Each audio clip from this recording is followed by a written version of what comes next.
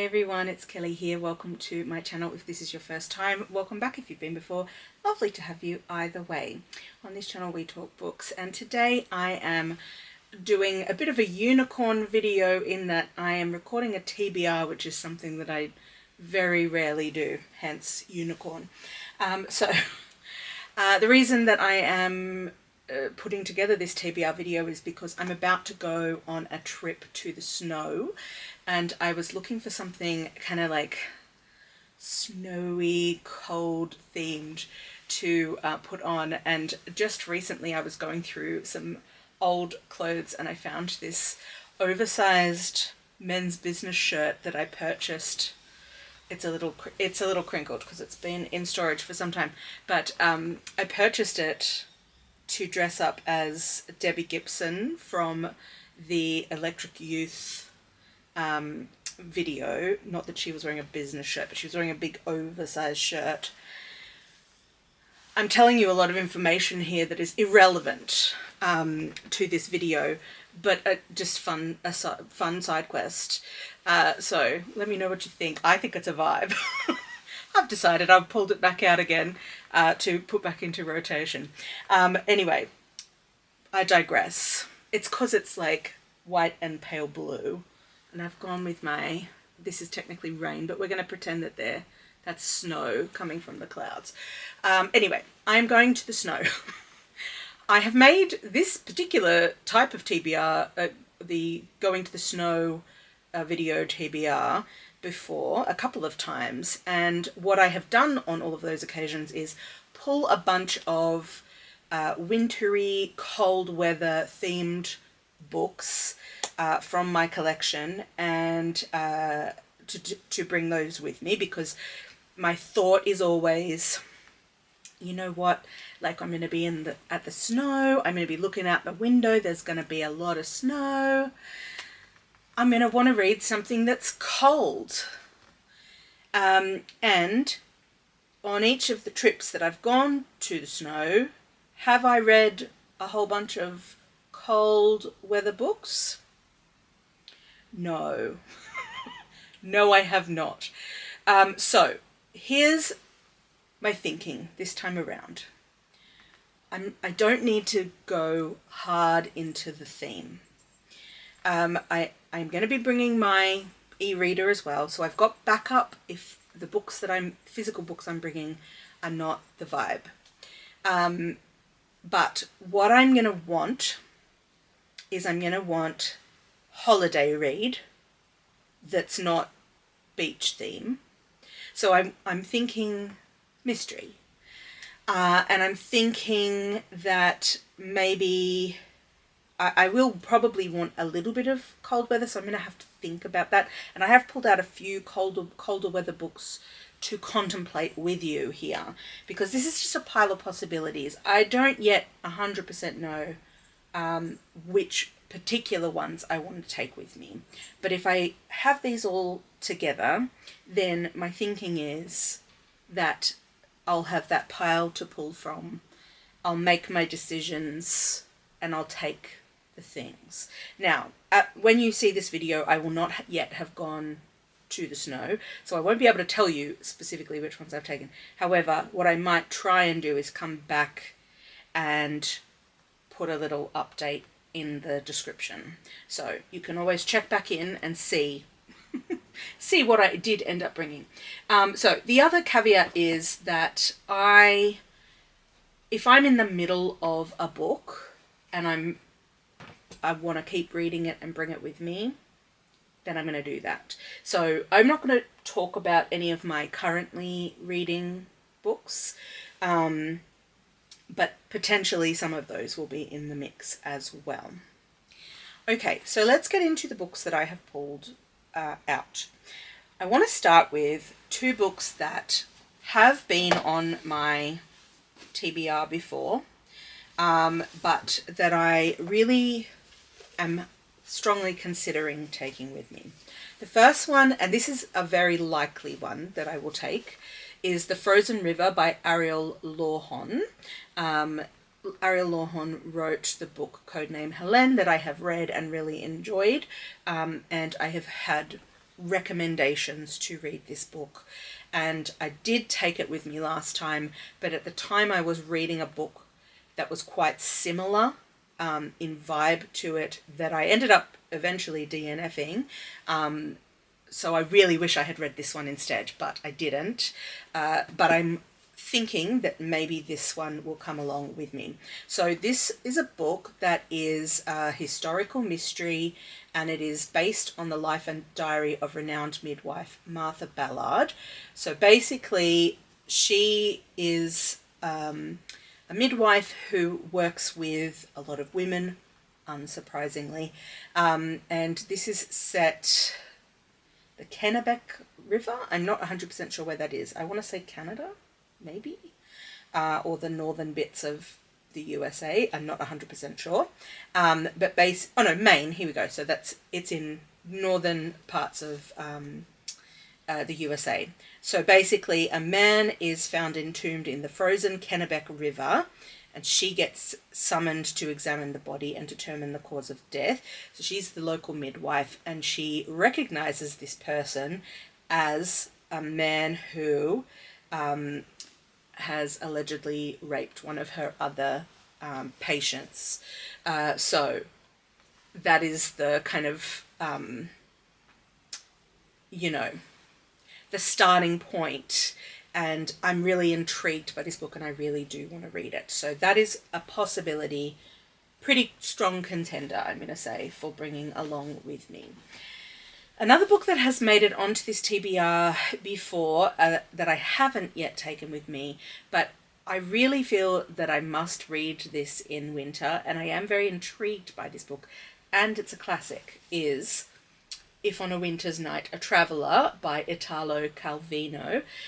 This is a book where it's a sort of like a book inception, because on the back it says, you go into a bookshop and buy If on a Winter's Night, a Traveller by Italo Calvino. You like it, but there's a printer's error in your copy. You take it back to the shop and get a replacement. But the replacement seems to be a totally different story. You try to track down the original book you were reading, but end up with a different narrative again. So, like, it's sort of this, like, book inception situation. And I do feel like this is a winter vibe. I think I want to take it. I'm thinking. So, anyway, that's another strong possibility. And those are two that have been on this same TBR in previous years. The next books I want to show you are the newer wintry books that have come into my collection since my last TBR. So these have not, I don't think, or maybe they have, I don't know. I'll start with one that maybe has, because I have had it for a while, actually two that I have had for a little while, but I don't think that I have included these before. One of those is The Vaster Wilds by Lawhon Groff. I read the book Matrix by this author a couple of years ago now. Loved it.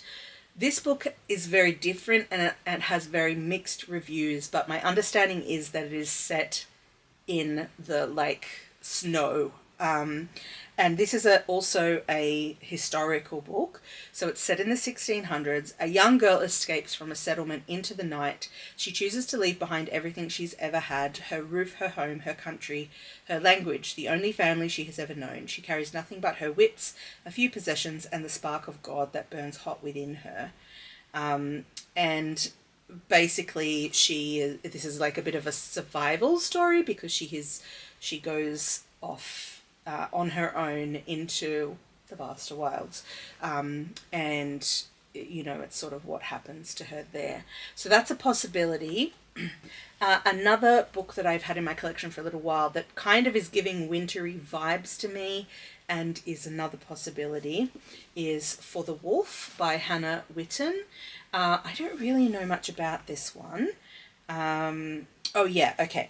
The first daughter is for the throne, the second daughter is for the wolf. As the only second daughter born in centuries, Red has one purpose: to be sacrificed to the wolf in the wood in order to save her kingdom. Red is almost relieved to go. Plagued by a dangerous power she can't control, at least she knows that in the wilder wood she can't hurt those she loves again. But the legends lie. The wolf is a man, not a monster. Her magic is a calling, not a curse, and if she doesn't learn how to use it, the wilder wood and her world will be lost forever. So this just is giving, I mean, maybe it's just the cover, but it's giving wintry vibes. So that's another possibility. And also, this is, I think, is it a YA? I'm not 100% sure, but it's kind of giving YA vibes. There's a bookmark in there. Not a wintry one, so we won't be using that one. But yeah, that's my thought, is that it might be the vibe, because it might be a like a compelling read, like a sort of fantasy world situation, because there's magic, etc. So often, like, those kind of fantasies, mysteries, etc., can be a bit more of a like faster paced read, which I think for a holiday is potentially the vibe. Okay, then I have two other ones that are books that have come into my collection within the last 12 months that have the word winter in the title. So there's this one, The Land in Winter by Andrew Miller, and I believe this won the Booker Prize. No, maybe just shortlisted for the Booker Prize in 2025. This one is literary fiction, so I don't know if this is going to be the vibe. It also won the Walter Scott Prize for historical fiction, so it's historical fiction. December 1962, the West Country. Local doctor Eric Parry, mulling secrets, sets out on his rounds while his pregnant wife sleeps in the warmth of their cottage. Across the field, funny, troubled Rita Simmons is also asleep, her head full of images of a past life her husband prefers to ignore. When the ordinary cold of an English December gives way to violent blizzards, the two couples find their lives beginning to unravel. Where do you hide when you can't leave home, and where, in a frozen world, can you run to? So, I mean, obviously this is wintry vibes, but is it going to be too literary for a holiday read? We'll have to kind of balance things out, I think, because I don't want to take too much literary stuff with me. And the other winter in the title book that has come into my collection is Colm Tóibín. I don't know how to say this author's name, I'm so sorry. It's called A Long Winter, and this is, I believe, a short story. So short story, possible vibe here for a holiday. And it says, one snowy morning, after arguing with her husband, Mikel's mother walks out of their home high up in the Pyrenees and does not return. With his younger brother stationed far away on military service and his father cast out by the people of the town, Mikel and his father are left to fend for themselves. Together they will be forced to battle the elements and their resentment of each other through the long winter. Mikel's desperate searching for his mother is only interrupted when Manolo, an orphaned servant boy from the next village, arrives to help in the house. As Mikel is forced to confront the reality of his mother's absence, Manolo, with his silences and longing gaze, offers the promise of new love and another kind of life. So again, wintry, short story possibility, because it's going to feel like something that I can achieve. There is something in here. Random bit of debris. Okay, now on to some of the other books I've been thinking about. Again, this is another one that I just had the thought of. I was like, what else can I pull out here? And again, I've had this one, I don't know, remember if I got it this year or last year, but it's one I've acquired relatively recently. And it's called The Lost Pianos of Siberia. This is a non-fiction book, literally about pianos in Siberia. And I think just because Siberia, in my head, is associated with winter, like cold snow. I'm sure it's not like that all the year, but in my head, Siberia equals snow. It's also like quite a remote sort of place in my mind. So it says on the back, Siberia's story is traditionally one of exiles, penal colonies, and unmarked graves, yet there is another tale to tell. Dotted throughout this remote land are pianos, both grand instruments created during the boom years of the 19th century and humble Soviet-made uprights that found their way into modest homes. They tell the story of how, ever since entering Russian culture under the influence of Catherine the Great, piano music has run through the country like blood. How these pianos travelled to this snowbound wilderness... snowbound wilderness in the first place is testament to noble acts of fortitude by governors, adventurers, and exiles. That stately instruments might still exist in such a hostile landscape is remarkable. That they are still capable of making music in far-flung villages is nothing less than a miracle. But this is Siberia, where people can endure the worst of the world, and where music reveals a deep humanity in the last place on earth you would expect to find it. So I'm very curious about this book, and it is one I've had for a little bit, and I want to read. And it is quite chunky. It's the but from this page onwards, so all of that is like notes and references. So it's actually just that, and also if you look at the text, it's quite large and broadly spaced. So my thinking is this isn't as intimidating as it looks, though heavy. And we've got some, like, we have to go in to get into, so there's not a lot of places in Australia where it snows enough to go skiing. But where we're going, you have to get in via a train. So we park, and then in the car park, get on this train, get over to where the skiing is, and then we get like a buggy type of thing to take us to the lodge where we're staying. So I don't want it too heavy, and this book is quite heavy, so I don't know, but it does feel like possibly the vibe for a non-fiction read. Okay, other books I'm considering taking. I have a book that I was supposed to be reading in August, and I'm going in the end of August, beginning of September that week. So this is a book club book that I haven't yet started, so it would probably be a good time to read it, and that is The Land of Short Sentences by Stine Pilgaard, and this is translated from the Danish by Hunter Simpson. I don't really know much about this book, but it is quite sparse, and there's a lot of pages that have like, well, there's a few that are like letters, etc. So like not every page is filled, so that could be helpful. It's under 300 pages, but it's about where small talk is a big deal is the heading on the back.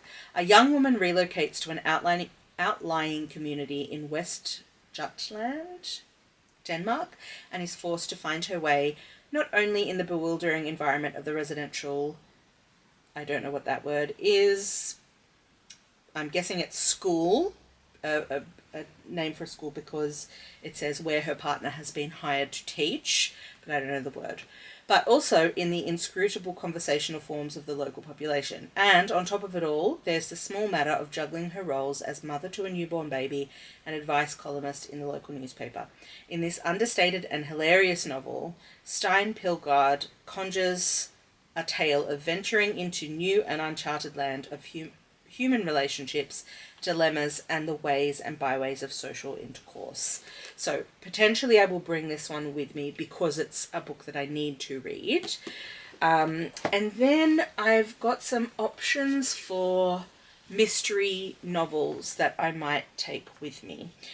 So one is Monk's Hood by Ellis Peters. This is the third book in the Brother Cadfael series, and that's the one I'm up to, and I'm really sleeping on this because I have been meaning to read it for such a long time, and I really want to get back into this series because my plan is to read through it, and there's 20 books in the series, so I do want to continue with it, and it's a relatively, it's cozy mystery, fast-paced, etc. I won't tell you the blurb because it's the third book in a series. However, if you're unfamiliar with this series, Brother Cadfael is a like medieval monk, and he lived a life before becoming a monk. He's got lots of skills.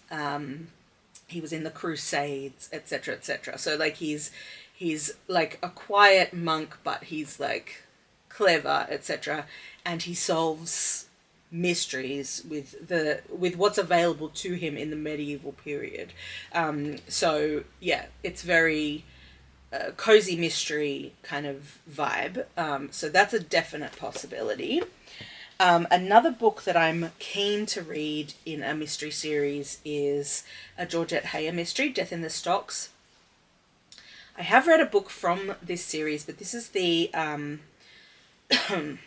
what is the name of the people? Hannyside, Superintendent Hannyside, and there's also another guy.